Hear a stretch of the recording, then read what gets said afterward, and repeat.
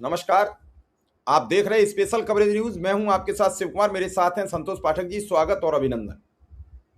बहुत बहुत धन्यवाद शिव जी। और स्पेशल कवरेज न्यूज के भी तमाम दर्शकों को नमस्कार। और एक बड़ी खबर के साथ हाजिर हो गए। आपको पता है, चाहे चुनाव विधानसभा का हो या लोकसभा का चुनाव हो, उसमें ग्रामीण क्षेत्रों में जो गांव के मुखिया होते हैं शिव जी, बड़ी भूमिका निभाते हैं। जो शहरी क्षेत्रों में पार्षद होते हैं वो बहुत बड़ी भूमिका निभाते हैं। ये जो पन्ना प्रमुख वाला जो कंसेप्ट बीजेपी ने लिया, वो वहीं से लिया कि भैया इलाके के लोगों को आप बनाओ। कांग्रेस के टाइम में कांग्रेस का सेवा दल यही काम किया करता था, यानी सीधे कांटेक्ट। तो जो मुखिया कहते हैं, जो पार्षद कहते हैं, जो वार्ड के मेंबर सदस्य कहते हैं, जो बीडीसी कहते हैं, अगर उन सब की भावनाओं को मिला लिया जाए तो आपको एक एग्जैक्ट नतीजा आ जाता था और आपको पता लग जाता था कि चुनाव किस तरफ जा रहा है। लेकिन महाराष्ट्र से जो शुरुआत हुई थी और उसके बाद एक एक करके राज्य में, समझ में नहीं आ रहा था कि नतीजा आ कहां से रहा है। लोगों में गुस्सा इतना ज्यादा है, नतीजा कहां से आ रहा था। तमाम लोग कह रहे थे कि ईवीएम का खेला। अब उसको लेकर कई तरह के किंतु परंतु उठ रहे थे। लेकिन एक चुनाव का नतीजा आया जिसने बता दिया कि ज्ञानेश जी, कब तक ज्ञानादेश चलाएंगे, रिटायर होना पड़ेगा। और अगर राहुल गांधी आ गए तो फिर वो तो कह ही रहे हैं कि आपको जेल भेजें। तो एक बड़ी स्टोरी, एक बड़ी हार हो गई है भारतीय जनता पार्टी की, एक बड़ी हार हो गई है एनडीए की। और क्यों हार हो गई है? क्योंकि वहां मशीन का खेला नहीं हो पाया। तो बड़ी खबर लेकर हाजिर हुआ। हमेशा की तरह शुरुआत शिव जी अपने शानदार अंदाज में करेंगे। जी शिव जी। दरअसल ये मामला बिहार से जुड़ा हुआ है, जहां नवनियुक्त मुख्यमंत्री सम्राट चौधरी अपने राज्य में बीजेपी और जदयू की करारी हार नहीं बचा पाए। ये मैं इसलिए कह रहा हूं कि दोनों का संयुक्त उम्मीदवार था। वो आरजेडी के उम्मीदवार से चुनाव हार गया और इस हार को लेकर आरजेडी के आरजेडी के प्रवक्ता शक्ति सिंह ने एक बड़ी पोस्ट लिखी है। उन्होंने अपनी पोस्ट में लिखा, शक्ति सिंह ने इस पोस्ट में बहुत कुछ सुना दिया बीजेपी को। शक्ति सिंह ने लिखा, भोजपुर बक्सर स्थानीय निकाय विधान परिषद उपचुनाव में आरजेडी प्रत्याशी सोनू कुमार राय जी ने भारी मतों से शानदार जीत दर्ज की है। याद रहे 2020 के विधानसभा चुनाव में भी जहां वैलिड से गिनती हुई थी, वहां आरजेडी 143 सीटों पर चुनाव जीती थी। हमने शुरू से ही कहा कि यह चुनाव आयोग बिहार ही नहीं बल्कि देश भर के चुनाव में जो मशीनरी मैनेजमेंट अपना रहा है उसी पूरी तरीके से अलोकतांत्रिक है। आरा बक्सर एमएलसी उपचुनाव में हुई इस जीत ने एक बार फिर साबित कर दिया कि मशीनरी मैनेजमेंट लोकतंत्र के लिए खतरा है। जहां ईवीएम और मशीनरी का खेल नहीं चलता है, वहां सिर्फ और सिर्फ जनता का फैसला और आरजेडी की जीत होती है। बड़ी गंभीर टिप्पणी कर दी है उन्होंने। और इस टिप्पणी के बाद पूरे बिहार में यह सवाल उठेगा। ये हैं सोनू राय, जिन्होंने अपने निकटतम प्रतिद्वंदी जदयू के उम्मीदवार कन्हैया प्रसाद को हरा दिया। कन्हैया प्रसाद को ईडी ने 2023 में गिरफ्तार भी किया था, 9 महीने जेल में भी रहे। वहीं सोनू राय बेदाग छवि के उम्मीदवार थे। अब इस हार जीत के बाद यह सवाल उठा कि नीतीश कुमार ने तो अभी चंद दिन पहले ही इस्तीफा दिया है, सम्राट चौधरी देख रहे थे, लेकिन इस जीत में यह बीजेपी के लिए एक नासूर बन गई। सब जगह जीत, और जहां उपचुनाव हो जाए वहां बैलेट पेपर से चुनाव हो जाते हैं, वहीं हार जाते हैं। तो ये पूरा मामला क्या है, इसे समझने की जरूरत है। और सीधा संतोष जी के पास चलेंगे। संतोष जी, सम्राट चौधरी इज्जत नहीं बचा पाए एनडीए की, उम्मीदवार हार गया उनका, और आरजेडी का उम्मीदवार जीतकर यह बात बिल्कुल तस्दीक हो गई कि बैलेट पेपर से अगर चुनाव होंगे तो भारतीय जनता पार्टी को कोई जिता नहीं सकता है। ये एक सीट ही कह रही है, और फिर भारतीय जनता पार्टी को डर नहीं लगता है तो करा दे घोषणा कि ईवीएम से भी चुनाव होगा, साथ में बैलेट पेपर भी रखा जाएगा, जो चाहे उससे मतदान करे, दूध का दूध पानी का पानी हो जाएगा। संतोष जी। देखिए बिल्कुल। और ये सम्राट चौधरी के मुख्यमंत्री बनने के बाद ये एक तरह से पहली परीक्षा थी। और चूंकि वो नीतीश कुमार की वजह से मुख्यमंत्री बने हैं, नीतीश कुमार का नाम लेकर मुख्यमंत्री बने हैं, तो ये थोड़ी सी डबल परीक्षा थी कि नीतीश कुमार के उम्मीदवारों को जिताना। अब नीतीश कुमार के उम्मीदवार ही अगर हार गए तो ये भारतीय जनता पार्टी और सम्राट चौधरी के लिए मुसीबत भरे दिन आने वाले हैं। लेकिन खैर, उनकी अंदरूनी राजनीति की बात तो बाद में करेंगे, लेकिन ये कैसे बीजेपी की पोल खुल रहा है ये समझना बहुत जरूरी है। देखिए, ये जो भोजपुर बक्सर जो निर्वाचन क्षेत्र है, इस विधान परिषद पर जनता दल यूनाइटेड का ही कब्जा था। इस सीट से जेडीयू के राधाचरण शाह एमएलसी थे और 2025 के विधानसभा चुनाव में उनको एमएलए का टिकट दिया गया, वो चुनाव जीत गए तो एमएलए बन गए, तो एमएलसी के पद से इस्तीफा दे दिया, जिसके कारण यहाँ पर उपचुनाव हुआ। मतलब ये सीट जो है वो ट्रेडिशनली परंपरागत रूप से जनता दल यूनाइटेड की थी और फिर उपचुनाव हुआ।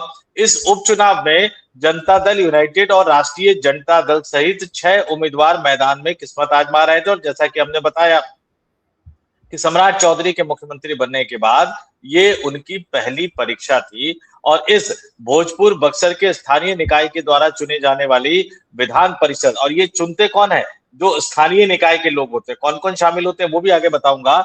स्थानीय निकाय के द्वारा चुने जाने वाली विधान परिषद सीट पर आरजेडी के उम्मीदवार सोनू कुमार राय ने जनता दल यूनाइटेड को तगड़ा झटका देखते हुए 340 वोट के भारी अंतर से, और ये भारी अंतर क्यों है ये मैं बताऊंगा आगे, ये 340 वोट के भारी अंतर से चुनाव जीत गए हैं। और इस उपचुनाव में जो मतदाता होते हैं, जो वोटर होते हैं, वो आम मतदाता नहीं होते हैं शिवजी, वो मुखिया होते हैं उस इलाके के, गांव के, वो वार्ड के सदस्य होते हैं उस इलाके के लोगों के, और बीडीसी होते हैं। तो अगर मुखिया, वार्ड सदस्य और बीडीसी में 340 मतों से मिली जो जीत होती है, ये बहुत ही भारी जीत कही जाती है, क्योंकि उसमें मतदाताओं की संख्या उतनी ज्यादा नहीं होती। और यहाँ पर अगर मुखिया, वार्ड सदस्य, बीडीसी ये सब राष्ट्रीय जनता दल के साथ खड़े नजर आ रहे थे, तो सवाल उठता है कि जब ईवीएम से वोटिंग हुई थी तो उसमें बीजेपी और जनता दल यूनाइटेड यानी एनडीए गठबंधन के उम्मीदवारों को किसने जिताया था, ये सवाल तो उठेगा कि यहाँ भारी अंतर से आरजेडी जीत रही है। और ये जो है ये राजनीतिक रूप से बहुत ही ज्यादा सक्रिय इलाका माना जाता है, क्योंकि राजनीतिक रूप से बहुत ज्यादा जागरूक है। और ये हारना एक मनोवैज्ञानिक झटका ही नहीं है, आंकड़ों का भी एक बड़ा झटका है, क्योंकि विधान परिषद में राष्ट्रीय जनता दल की जो सीटों की संख्या है वो लगातार उसी तरह से बढ़ रही है जिस तरह से राज्यसभा में बीजेपी अपने सीटों की संख्या बढ़ाती नजर आ रही है पिछले कुछ दिनों के दौरान। लेकिन अब जो बड़ा सवाल है, सरकार क्यों डरती है कि वो बैलेट पेपर पे नहीं जाना चाहती, सरकार को क्यों डर लगता है बैलेट पेपर से चुनाव कराना। ये एमएलसी के चुनाव का नतीजा ये बताता है कि सरकार का डर अपनी जगह वाजिब है, क्योंकि उसमें तो आप खेला नहीं कर सकते। फिर हमें बताता है कि यार वो लूटा भी तो जाता था, उसमें स्याही डाल दी जाती थी, जहां लूटा जाता था, जहां स्याही डाली जाती थी, वहां फिर से चुनाव हुआ करते थे, फिर से चुनाव हुआ करते थे। वहां यहाँ तो मशीन में जो गड़बड़ होगा वो तो पता ही नहीं लगता कि गड़बड़ हुई है, और गड़बड़ी आप एक्सेप्ट करने को तैयार नहीं है। एक सवाल जो बार बार उठा और पूछा गया कि जब सुप्रीम कोर्ट की कार्रवाई का लाइव प्रसारण हो सकता है तो चुनाव आयोग के पास तो बहुत बड़ा सर्वर है, कर दे वो कि जितना वोटिंग होगा हर बूथ का काउंट हम लाइव करेंगे, पहले वोटिंग, जिसको देखना है वो घर बैठे उसको देखता रहे, और फिर जो काउंटिंग होगी वो भी हम लाइव करेंगे, जिसको देखना है वो घर बैठे देखते रहे। और चुनाव आयोग के पास जितना फंड है, भैया उम्मीदवारों से पैसा लेते हो, चुनाव जो उसमें से कईयों की राशि जमानत तक जब्त हो जाती है, ज्यादातर उम्मीदवारों की जमानत जब्त हो जाती है, तो उस पैसे का इस्तेमाल करो और लाइव टेलीकास्ट की व्यवस्था करो, सर्वर लो और लोगों को लाइव देखने दो कि वोटिंग कैसे हो रही है, काउंटिंग कैसे हो रही है। वो गुप्त मतदान वाला है जो उसको छुपा के रखो कि ये ना पता लगे कि लोग किसको वोट कर रहे हैं, लेकिन इन सबको लाइव करो। और अगर आपको टेक्नोलॉजी का सहारा लेना है तो सब कुछ को लाइव कर दो, और नहीं आपको लगता है कि टेक्नोलॉजी की तरफ नहीं जाना है तो आ जाओ वापस, फिर बैलेट पेपर से करवा के देखें। उसमें कम से कम गड़बड़ी हुई, अगर वोटर खराब हो गए स्याही डालने की वजह से, तो पता तो लग जाता है कि गड़बड़ी हुई है। और उसमें अगर कोई और तरह की गड़बड़ करते हो तो 2 महीने बाद, 4 महीने बाद, 6 महीने बाद उसकी रिकाउंटिंग तो हो सकती है। यहाँ तो आप मशीन का डेटा भी कुछ समय बाद आप उसको पूरी तरह से डिलीट कर देते हो, उसके बाद कहीं कुछ पता नहीं लगेगा। अब ममता बनर्जी गई है 30, 31, 32 सीटों के लिए सुप्रीम कोर्ट में, कब तक सुनवाई चलेगी, डेट पर डेट आएगा, सुप्रीम कोर्ट ने कह दिया फिर से मामला दायर करो। अब फिर से मामला दायर होगा, फिर नोटिस आएगा, फिर जवाब आएगा, और कब तक वो डेटा चुनाव आयोग उसको संभाल के रखेगा, ये तमाम चीजें बता रही है कि चुनाव आयोग की मंशा कहीं ना कहीं सही नहीं है और वो भारतीय जनता पार्टी के इशारे पर काम कर रही है। बिहार में जो एमएलसी चुनाव का नतीजा आया है, मोटे तौर पर वो यही बताता हुआ नजर आ रहा है। लेकिन क्या इसे ये माना जाए कि जो राज्यसभा चुनाव में जदयू ने मिलकर करारी पराजय दी थी उन्हें राज्यसभा के अभी चुनाव में, तो उन्होंने अपनी पराजय का बदला ले लिया। तेजस्वी ने झट सीधे फिर वापसी कर दी और इसमें नैतिक पराजय तो सम्राट चौधरी की मानी जाएगी। अब जदयू तो देख नहीं रहा है, लेकिन जदयू का उम्मीदवार हारना, क्या बीजेपी ने कुछ इसमें अंतर द्वंद कर दिया? क्या कोई खेला कर दिया कि जदयू और बैकफुट पे चला जाए, आइंदा कोई उपचुनाव हो तो टिकट विकेट ना मांगे? क्यों ये उपचुनाव हुआ तो जदयू ने अपनी सीट के लिए कहा कि हमारा उम्मीदवार लड़ेगा और उनका उम्मीदवार लड़ा तो चुनाव हार गया। क्या ये भी साफ हो रहा है कि इससे बीजेपी और जदयू के अंतर्द्वंद बढ़ा हुआ है? क्योंकि पिछले काफी समय से आप देख रहे हैं नीतीश कुमार जी को बीजेपी सम्मान नहीं दे रही है। बंगाल के चुनाव शपथ ग्रहण में नहीं बुलाया गया, असम के शपथ ग्रहण में भी नहीं दिखे, बुलाए गए हों लेकिन वो गए नहीं। तो क्या नीतीश कुमार से अब भाजपा अपना पिंड छुड़ा रही है, या फिर नीतीश कुमार की हरकतों की वजह से वो डर रहे हैं कि प्रधानमंत्री मंच पर हों और पता नहीं वो क्या हरकत कर बैठे? क्या वो उनका गमछा उतार लें, क्या वो उनका पटका उतार लें, क्या वो उनका हाथ पकड़ के खींचने लगें कि इधर आ जाओ? क्या इन सब चीजों से अब नीतीश कुमार से भाजपा दूरी बनाना चाहती है? आज वो पहली बार एक प्रोग्राम में कहीं नजर आए हैं, वो उनके अपने नेताओं के साथ नजर आए, वहां भाजपा का कोई नेता नहीं था। वो लगातार लोगों से मिल रहे हैं, वो अपने विधायकों को बैठ के एक कमरे में बंद करके अपनी बात कहने को कह रहे हैं। वो कह रहे हैं पार्टी कार्यालय आओ, लोगों से मिलना है। वो यात्रा पर जा रहे हैं, उनके बेटे के मीम बन रहे हैं, उनके बेटे की मजाक बन रही है। तो ये सब क्या हो रहा है संतोष जी, कैसे इसे देख रहे हैं? देखिए, दो तीन चीजें समझिए। अभी एमएलसी का चुनाव अभी होना है, बिहार विधान परिषद का चुनाव अभी होना है और चुनाव होने हैं। और उस चुनाव में सबसे बड़ी बात जो है, चूंकि उपेंद्र कुशवाहा के बेटे को भी एमएलसी भेजना जरूरी है, नीतीश कुमार के बेटे निशांत कुमार को भी एमएलसी बनाना जरूरी है, क्योंकि 6 महीने के अंदर उन्हें किसी न किसी सदन का सदस्य बनना है। विधानसभा का चुनाव अभी होना नहीं है, सिर्फ एक सीट खाली हुई है नितिन नवीन के इस्तीफे के कारण, वो भी बीजेपी के कोटे में जाएगी। तो ऐसे में ये एक तरह से मनोवैज्ञानिक दबाव तो बनाया जा रहा है कि देखिए आपको हमने उस समय दिया था, लेकिन जनता दल यूनाइटेड जीत नहीं पाई क्योंकि आप में किसी ने लड़ने का मादा दिखाया नहीं, राष्ट्रीय जनता दल को हराने का मादा दिखाया नहीं। ये अपने आप में एक बहुत बड़ी बात कही जा सकती है, वो मनोवैज्ञानिक तो असर है। लेकिन जहां तक नीतीश कुमार का सवाल है या जहां तक जनता दल यूनाइटेड का सवाल है, आप ये मान लीजिए कि ये बैकफायर करेगा। सम्राट चौधरी ये मान के चल रहे हैं, अपने आप को लगातार बार बार ये बताते हुए चल रहे हैं कि भैया नीतीश कुमार की वजह से वो मुख्यमंत्री हैं, और लगातार वो नीतीश कुमार को इसका क्रेडिट देते हुए नजर आ रहे हैं। लेकिन इसके बावजूद नीतीश कुमार ने जिसको उम्मीदवार बनाया, और जो जनता दल यूनाइटेड की अपनी परंपरागत सीट थी, अगर उस सीट पर भी जनता दल यूनाइटेड के उम्मीदवार न जीत पाए, तो ये कहीं ना कहीं नीतीश कुमार के मन में कई तरह की शंकाओं को बल देगा कि सम्राट को मुख्यमंत्री मैंने बनाया, सम्राट मेरे आदमी है, या अमित शाह की तरफ चले गए। और नीतीश कुमार लगातार अब पटना में लगातार वो अपने डिप्टी सीएम पार्टी कार्यालय लगातार वो जा रहे हैं।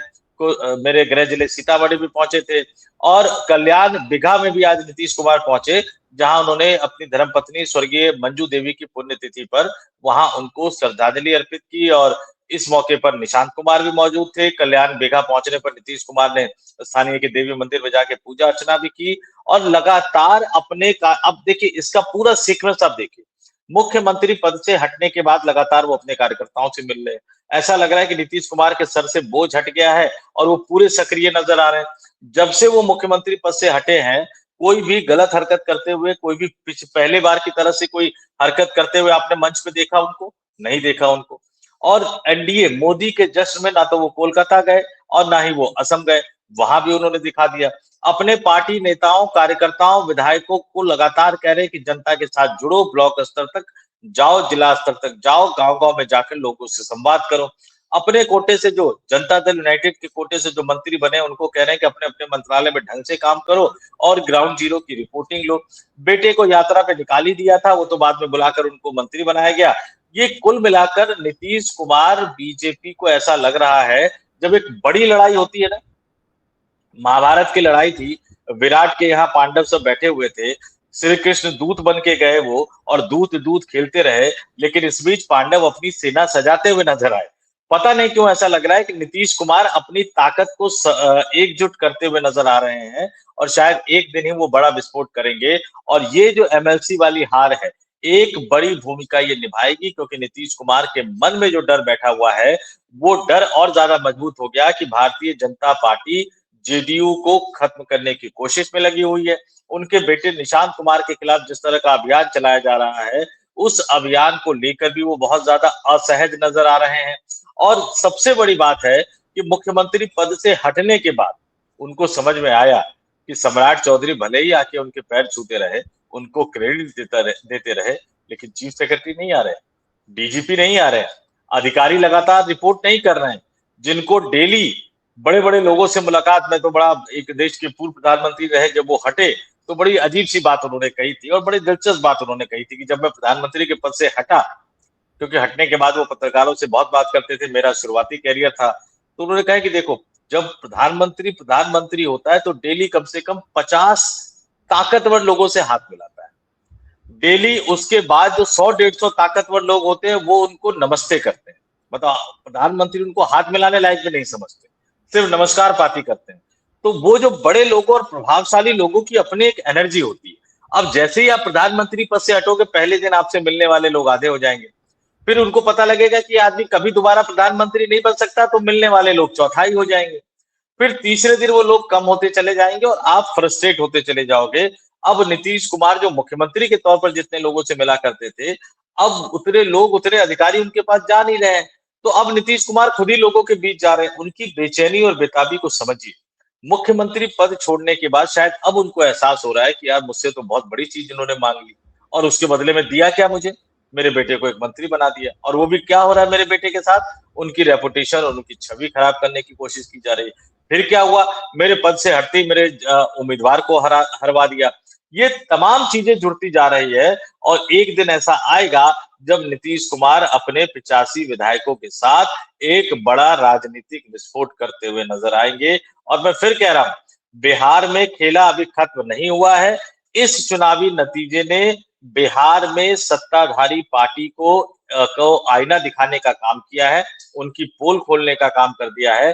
लेकिन इसके नतीजों का असर एनडीए गठबंधन के अंदर पड़ेगा, जनता दल यूनाइटेड और भारतीय जनता पार्टी के रिश्तों पर पड़ता हुआ नजर आएगा, और जरूर आएगा। संतोष जी, सवाल ये नहीं है, सवाल ये है कि आखिर ये सब जो चल रहा है, इसमें आप इस पूरे मामले को जदयू और बीजेपी के अंतर्द्वंद को मानेंगे, या फिर ये सम्राट चौधरी अपनी पहली परीक्षा में फेल होते दिख रहे हैं? सम्राट चौधरी ताबड़तोड़ फैसले कर रहे हैं, कहीं कर्मचारियों को लेकर, कहीं सरकारी कामों को लेकर। तो क्या नीतीश कुमार ये महसूस कर रहे हैं कि सम्राट चौधरी पर हमने भरोसा तो कायम किया, लेकिन सम्राट चौधरी अब हमारे तरफ पूरी तरीके से ख्याल रखते नजर नहीं आ रहे हैं, वो बहुत बदले हुए दिख रहे हैं, वो अपने कार्य। जी, वो बहुत दिलचस्प एंगल है शिव जी। आमतौर पर कोई व्यक्ति मुख्यमंत्री बनता है तो रेवड़िया बांटना कब शुरू करता है भारतीय राजनीति में? हालांकि वो गलत है, लेकिन शुरू कब करता है? आखिरी के 3 महीनों में। और पिछले कुछ वर्षों से तो हमने देखा है कि बिल्कुल चुनाव की बेला आने पर वो रेवड़िया बांटना शुरू करता है। और यहाँ सम्राट चौधरी लगातार अपने कैबिनेट की बैठकों में रेवड़िया बांटने का फैसला कर रहे हैं, जबकि अभी कुछ महीने पहले ही तो चुनाव हुआ है। तो क्या सम्राट चौधरी फिर से चुनाव में जाने की तैयारी कर रहे हैं? क्या भारतीय जनता पार्टी फिर से चुनाव में जाने की तैयारी कर रही है? क्या भारतीय जनता पार्टी को लग रहा है कि उनके पास सिर्फ कुछ ही महीने हैं, और इस कुछ महीनों में नीतीश कुमार से बड़ी लकीर खींचकर दिखानी होगी? सम्राट चौधरी जो नीतीश की अनुकंपा पे जरूर मुख्यमंत्री बने हैं, लेकिन क्या सम्राट चौधरी बिहार की जनता को ये साबित करना चाहते हैं कि वो नीतीश कुमार से ज्यादा क्षमतावान, प्रतिभावान, समझदार मुख्यमंत्री है? ये एक बड़ी अजीब सी पहेली बनी हुई है। वो जिस ताबड़तोड़ अंदाज में फैसले करते हुए नजर आ रहे हैं, उससे तो लग रहा है कि बीजेपी भी अपने आप को मानसिक रूप से तैयार कर रही है। और मैं फिर महाभारत की लड़ाई का जिक्र करते हुए कहूंगा कि जब दूत दूत खेला जा रहा था, उस दौरान पांडवों की सेना, कौरवों की सेना अपने अपनी सेना को मजबूत कर रही थी। ये राजनीति का मैदान है, तो इसमें मैं कुछ नहीं कहूंगा कौन पांडव है कौन कौरव है, लेकिन ऐसा लग रहा है कि नीतीश भी तैयारी कर रहे हैं और बीजेपी भी तैयारी कर रही है, और दोनों में से ही कौन पहल करेगा इसका इंतजार करना पड़ेगा। मुझे लग रहा है कि फिलहाल बीजेपी की नजर पंजाब पे ज्यादा टिकी हुई है कि 30 मई से पहले पहले पंजाब में अपना मुख्यमंत्री बना लिया जाए, और फिर शायद वो मिशन बिहार पे लगेंगे। लेकिन इस बीच ये राजनीतिक हार, इसके संदेश बहुत दूर तक जाएंगे। और फिर कहता हूं कि शायद अगर तेजस्वी यादव थोड़े से स्ट्रांग होते, यानी 10, 15, 20 एमएलए भी उनके पास ज्यादा होते, तो शायद स्थितियां बदलते हुए देर नहीं लगती। लेकिन उनके पास दिक्कत यह है कि एमएलए बहुत ज्यादा नहीं है, इसलिए सब कुछ नीतीश कुमार पर निर्भर करता है। और नीतीश कुमार इतनी बार पाला बदल चुके हैं कि इस बार पाला बदलने से पहले कोई सॉलिड एविडेंस चाहते हैं, कोई सॉलिड प्रूफ चाहते हैं, ताकि वो बिहार की जनता को बता सके कि नरेंद्र मोदी और अमित शाह उनकी पार्टी जनता दल यूनाइटेड को तोड़ने की कोशिश कर रही थी। तो एक शह मात का खेल जारी है। कौन पहले चेक करता है, मैच करता है, इसके लिए हमें तो इंतजार करना पड़ेगा। लेकिन बस दर्शकों से यही कहेंगे कि बैलेट पेपर से हुए चुनाव में जदयू और बीजेपी की पूरी पोल पट्टी खुल गई है। और आप इस चुनाव को कैसे देखते हैं हमें जरूर बताइए। संतोष जी ने समय दिया, इसके लिए उनका बहुत बहुत आभार, बहुत बहुत धन्यवाद। बहुत बहुत धन्यवाद।